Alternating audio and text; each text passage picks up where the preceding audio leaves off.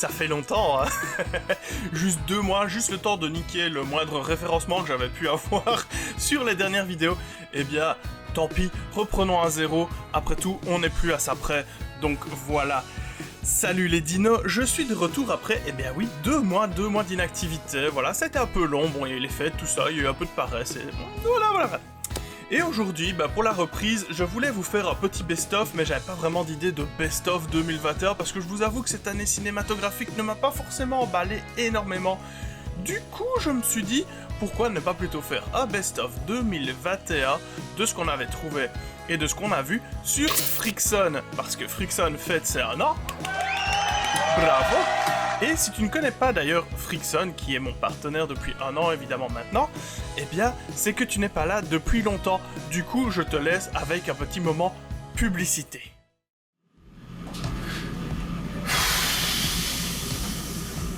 Hey, toi!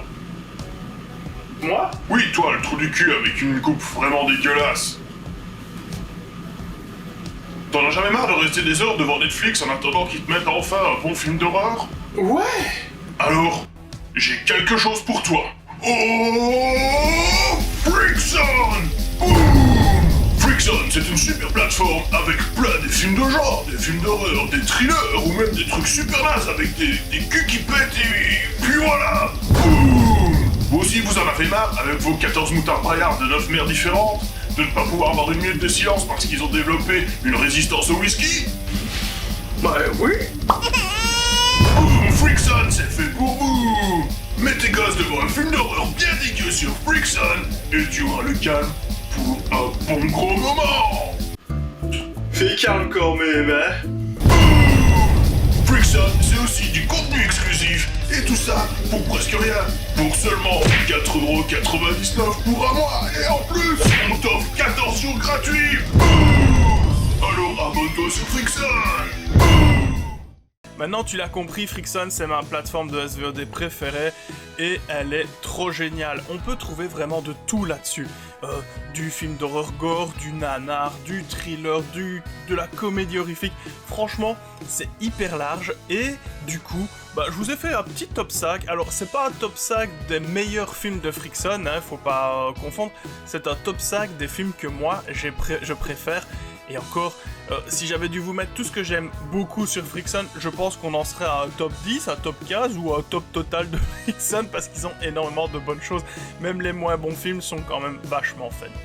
Le premier film dont je vais vous parler, ça s'appelle Loose, the Flower of Evil.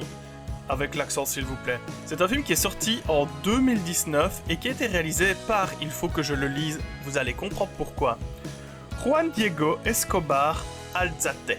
Alors je sais pas si ça se prononce comme ça, on va dire que oui. Et ça parle d'un homme de foi, voilà, qui vit avec sa famille dans la montagne comme ça, en Colombie, et qui cherche le Messie, la réincarnation de Jésus.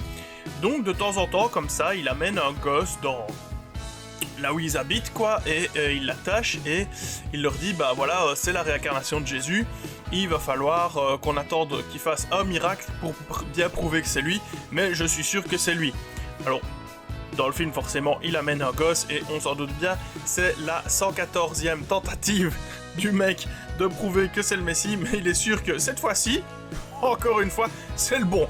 Donc, voilà, on se retrouve quand même avec cette famille qui est là, et alors... qui essaie de croire le père il est à fond dans son truc, il croit vraiment qu'il y est, donc voilà, c'est assez perturbant. Alors le film en lui-même est assez lent, c'est pas un film où il y a de l'action tout le temps, où il y a de la terreur, ça a plus un côté un peu thriller, c'est très calme, etc. Le film bénéficie d'une colorimétrie, mais d'une photographie soignée au maximum, les plans sont superbes. Vous allez voir quand l'herbe doit être verte, elle est verte, quand le ciel doit être bleu, il est bleu. C'est hyper soigné en fait, c'est vraiment magnifique. Et c'est un très chouette film où se mêle évidemment religion, foi, le doute, la vie de famille, etc. Tout ce que ça peut entraîner. Et honnêtement, c'est un petit thriller horrifique comme ça qui est très efficace et très sympathique à regarder.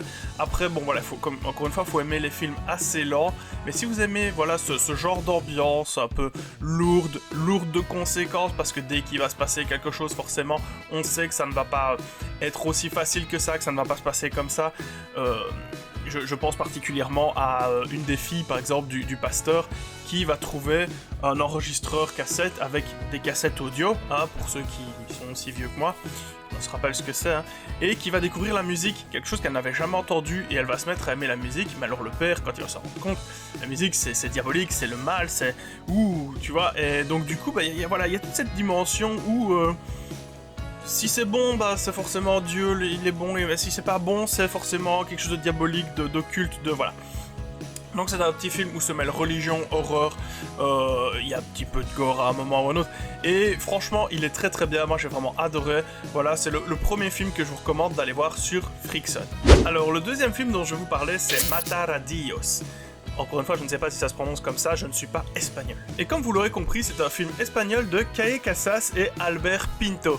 Alors, de quoi ça parle ici? On est dans une petite comédie horrifique qui pourrait très fort faire penser au film de Alex de la Iglesia, si vous connaissez ce réalisateur espagnol qui est juste formidable, c'est sans doute même un de mes préférés. Foncez, tous ces films sont dans des tas un peu comédie, humour noir et horrifique, pour la plupart en tous les cas. Et ici, en gros, ça raconte l'histoire d'une famille qui ne s'entend pas très très bien, et ils sont en train de dîner, etc.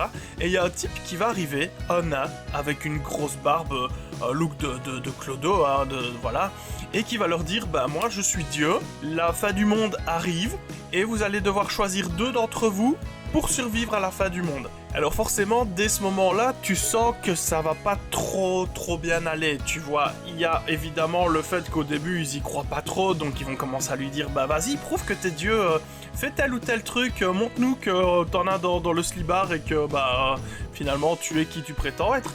Et puis, une fois qu'ils vont avoir des pistes, etc., forcément, il va bien falloir qu'on commence à choisir qui doit vivre, qui doit mourir. Et quand une famille ne s'entend pas déjà très bien de base et qu'on vient rajouter un élément perturbateur supplémentaire, je vous laisse imaginer ce qui se passe. Le film est vraiment génial, encore une fois, c'est une comédie horrifique, il y a un tout petit peu de gore à un moment ou à un autre, mais ça se place bien dans le truc. Et tout ça tourne autour de est-ce que ce petit personnage qui est assez grossier, voilà, est-ce que c'est réellement Dieu ou pas? Est-ce que la fin du monde va arriver ou pas? Et comment ça va se passer évidemment au sein de cette famille complètement dysfonctionnelle? Honnêtement, je scrollais sur Frixon et je suis tombé sur la fiche de ce film, j'ai regardé la bande-annonce et je me suis dit mais bordel, c'est vraiment génial, c'est un film à voir et franchement je vous le recommande 1000 fois, c'est une super comédie, vous allez vous éclater et en plus la photographie est vraiment superbe, les plans sont vraiment bien soignés, si je ne me trompe pas c'est le premier film de son réalisateur et honnêtement ce film est super frais, super bien fait, super bien, enfin voilà, il est super bien, tout simplement. Donc foncez, Matar a Dios, c'est trop génial. Pour ce troisième film, on va passer de l'autre côté du monde et on va aller en Corée du Sud, s'il vous plaît, parce que sinon, on vous dirait juste que le grand Kim Kim, il est génial et qu'il faut regarder les films de Kim Kim. On peut pas voir les films de Kim Kim. Decibel A, parce qu'il y a une suite, ça vous raconte une vingtaine d'élèves, les meilleurs de leur lycée, qui vont être réunis un samedi pour un cours magistral, un cours un peu plus haut que les autres, voilà, vu qu'ils ont déjà des bonnes compétences, on va leur donner un cours un peu plus poussé. Et durant ce cours, il y a une télévision qui va s'allumer, sur laquelle ils vont voir un de leurs camarades en train de se faire tuer, un petit peu à l'assaut, je vais dire, il est dans un piège, et on leur dit, voilà, vous allez devoir passer un examen un peu spécial, là, il y a une voix dans la télé, une voix modifiée, bien entendu, et cette voix va leur dire, voilà, vous allez avoir une question. Et à chaque fois que vous avez une question et que vous y répondez mal, il y a quelqu'un qui va mourir, donc en l'occurrence, là, le camarade c'est dans un aquarium et l'eau monte petit à petit. Donc forcément, panique, etc., il y a des élèves qui vont mourir, d'autres pas, machin, et on va suivre évidemment une enquête un peu pour savoir qui fait ça, pourquoi, comment, ses motivations, etc. Et donc, comme je vous l'ai dit, Decibel, c'est une sorte de saut, mais à la sauce coréenne, et au lieu de suivre les participants au piège qui doivent sauver leur vie, on suit des jeunes, ces jeunes qui sont un petit peu surdoués, on va dire ça comme ça, qui doivent sauver leurs potes qui sont dans les pièges, justement. Et je trouve cette idée d'inverser le point de vue du spectateur et de ce qui se passe dans le film assez intelligent et assez sympa. Ça nous change un petit peu parce que bon, Saw, on en a bouffé, rebouffé, et on n'a pas forcément envie de se retaper la même recette 14 fois d'affilée. Voilà, donc Death Bell, foncez, il est vraiment très très chouette. Le film suivant, c'est une de mes séries B préférées, si pas peut-être ma préférée, c'est à réfléchir. C'est bien entendu Killer Clown from Outer Space. Alors, c'est très simple, le film parle d'une bande de jeunes, voilà, qui vont voir une comète passer et qui va atterrir dans un champ, et en allant voir là où est tombée la comète, à la place d'avoir un gros caillou en train de fumer, ils vont se retrouver face à un chapiteau de cirque, voilà, et dans ce chapiteau, il y a des clowns tueurs venus d'ailleurs, voilà le titre français du film. Évidemment, si vous êtes un peu coulrophobe et que vous flippez à la vue du moindre nez rouge, c'est peut-être pas forcément pour vous, bien qu'ici on soit plus sur une sorte de Gremlins version clownesque que dans ça par exemple, ou même du ça le plus récent qui est, je trouve, vachement plus flippant que celui des années 90, après voilà, c'est une question de goût. Et donc, ce film réalisé par les frères Kyodo, qui à la base sont des praticiens d'effets spéciaux, des maquilleurs, est vraiment très très chouette, c'est assez fun. D'ailleurs, si je dis pas de bêtises, je pense que c'est même à peu près leur seul film. Et franchement, c'est pas grave. Enfin, je veux dire, Patrick Hernandez touche toujours des droits sur Born to Be Alive. Donc on peut faire un truc une fois dans sa vie et que ça fonctionne pour des millénaires et des millénaires. Et voilà, c'est un film très très fun. Ici, on a des clowns avec des grosses dents et tout ça, mais c'est vrai qu'ils sont pas aussi dégueulasses que dans ça ou dans d'autres films avec des clowns. Donc voilà, si vous arrivez à supporter la vue d'un clown et que vous avez un peu envie de vous marrer en regardant ce film où des gens sont transformés en barbe à papa pour les manger, parce qu'au final, les clowns, ils sont là pour faire la boostify, hein, ils sont là pour récupérer les êtres humains comme du bétail, parce qu'ils les transforment pour les manger. Donc voilà, il y a des gens qui sont transformés en barbe à papa, il y en a d'autres qui se font attraper par une ombre chinoise en forme de tyrannosaure. Enfin, les meurtres sont plus originaux les uns que les autres, et il y a vraiment de quoi se marrer, mais un bon coup. Voilà, c'est un chouette film, c'est pas prise de tête, c'est un truc à regarder le samedi soir entre potes avec 2 bières et un paquet de chips ou de popcorn, c'est à votre idée. Et franchement, c'est super chouette, donc foncez, Killer Clown from Outer Space ou Les clowns tueurs venus d'ailleurs en VF. Il est là depuis pas très longtemps sur Frickson d'ailleurs, et donc c'est l'occasion de le voir ou de le revoir, foncez. Et là, on n'est plus dans la série B, on est dans du mockbuster, hein, on est dans du nanar fait exprès, comme Asylum sait si bien le faire, et dans lequel ils se sont carrément spécialisés. Moi je veux bien entendu parler de Megapython versus Gatoroid. Alors ce film... ce film mériterait un épisode à lui tout seul pour qu'on le décrypte de A à Z, tellement c'est énorme. Comment vous expliquer ça en 2 mots? Il y a une bande d'écolo-activistes qui va aller libérer des pythons. Voilà, qui ont été génétiquement modifiés, donc ils sont un peu bifs comme ça, et forcément ils vont commencer à foutre la merde partout. Et comme les gens du coin sont assez intelligents, ils se disent tiens, quel est l'ennemi naturel du python? Eh bien, l'alligator. Voilà, ils le disent clairement dans le film, alligator et python sont ennemis naturels. Je sais pas, moi je suis pas zoologiste, donc je peux pas vous dire si c'est vrai ou pas. Et du coup, ils vont décider de refiler du poulet piqué aux hormones aux alligators pour les faire devenir plus gros que les pythons. Sauf que les pythons vont manger des bouts d'alligator, donc ils vont grossir, et ainsi de suite, et forcément c'est le bordel.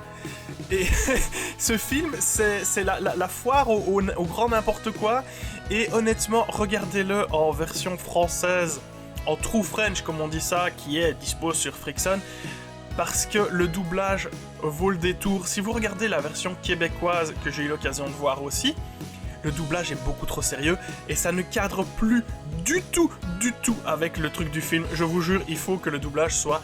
C'est pas mauvais, c'est les répliques qui sont complètement pétées. Je vais vous parler d'un personnage dans le film, c'est mon personnage préféré, c'est le personnage de Diego Ortiz, le docteur Diego Ortiz. En gros, ce type est là pour voir ce qui se passe, etc., donner un coup de main. Le gars est résolument espagnol ou un truc comme ça, si je ne me trompe pas, l'acteur est espagnol. Enfin, en gros, il s'appelle Diego Ortiz, quoi. Et la première réplique qu'on lui balance, c'est qu'il y a la meuf qui arrive comme ça, la shérif, et qui lui dit « Oh, vous êtes le docteur Ortiz ?» Et il lui fait « Vous pouvez m'appeler Diego, parce que je suis indien. » Voilà. C'est tout le temps comme ça. Dr Diego, c'est le mec le plus badass du monde qui à un moment va faire des cocktails Molotov avec des bouteilles de Jack Daniels et des Tampax. Si ça vous donne pas envie de regarder le film, je sais pas ce qu'il vous faut. Sérieux. Des cocktails Molotov avec du Jack Daniels et des Tampax. Je ne pensais jamais dire ça un jour dans ma vie, dans la même phrase. Ce film est formidable. Et alors, c'est hyper prévisible, les méchants sont méchants et cons, les gentils sont gentils et cons, et les cons sont cons, enfin franchement, c'est hyper manichéen, c'est carré, machin, mais alors, et ces retournements de fin, enfin, je vous jure, voilà, on fera un épisode spécial, je vous le promets, ce film vaut clairement, il mérite qu'on fasse ça, voilà, il le mérite. Donc, foncez, Boa versus Python, Boa versus Python, c'est un peu, c'est le cousin, ça, hein. Méga Python versus Catoroid, parce que Boa versus Python aussi méritera un épisode. C'est de la crème. Méga Python versus Gatoroid, foncez, c'est la grosse éclate. Franchement, si vous vous bidonnez pas comme des malades là-dessus, je ne comprends pas, vous n'êtes plus mon public. Voilà mes dinos, c'était mon petit top 5 2021 de Frickson, et évidemment on souhaite un très bon anniversaire à la plateforme, et on souhaite plein de super nouveautés qui arriveront dessus. On leur souhaite évidemment une longue vie, parce que cette plateforme est géniale. Je remercie bien entendu, grand comme ça, Emmanuel Solaire pour sa gentillesse et son amitié finalement, hein, et pour ce partenariat que je chéris avec beaucoup d'amour. Voilà, et donc je vous recommande d'aller faire votre petit tour sur Frickson, franchement ça vaut le coup. 4,99€ pour un mois avec 14 jours offerts, histoire de vous faire une petite idée. C'est 3 fois rien, et honnêtement, c'est parce que ici je vous ai parlé aussi de films complètement pétés, mais il y a des grands classiques. Vous allez retrouver des pères du Lucio Fulci, vous allez trouver du Dario Argento, voilà, du grand classique, des trucs même beaucoup plus vieux, des films en noir et blanc, voilà, donc il y en a vraiment pour tous les goûts, et c'est pas que, c'est une plateforme de cinéma de genre, je tiens à le préciser, il y a aussi de la SF, voilà, SF, fantastique, comédie horrifique, horreur, gore, il y a vraiment pour tous les goûts. Ne vous attendez pas ne vous dites pas, ah je vais pas aller voir parce que moi j'aime bien les films un peu plus chill comme ça, pas trop gore, pas trop effrayant machin, et que je vais pas les trouver sur Frickson. Si, vous allez vraiment trouver de tout. Donc voilà, c'est ça qui est vraiment cool avec Frickson, c'est qu'en un an la plateforme a déjà pris franchement de la taille, du poids dans le game du SVOD de genre, et mérite vraiment qu'on s'y intéresse de plus près, et vous allez vraiment vous éclater. Ce que vous pouvez faire même, c'est aller sur le site, vous pouvez jeter un oeil sur le catalogue sans vous inscrire, donc voilà, ça vaut quand même le coup d'aller jeter un petit yeux, et puis de balance ton kebab à Frickson, hein, comme on dit par chez moi. Et si vous ne savez pas de quoi je parle, je vous recommande d'aller voir ma vidéo qui parle de Frickson, voilà, qui est sortie il y a quelques mois. Sur ce, je vous remercie, n'hésitez pas à vous abonner, lâcher un pouce bleu, mettre les notifications, vous connaissez le système, et jusqu'à la prochaine fois, je ne sais pas de quoi on va parler, peut-être une vidéo spéciale sur Méga Python versus Gatoroid, soyons fous. Je vous souhaite une bonne fin de semaine, et jusqu'à la prochaine fois, je vous dis ciao.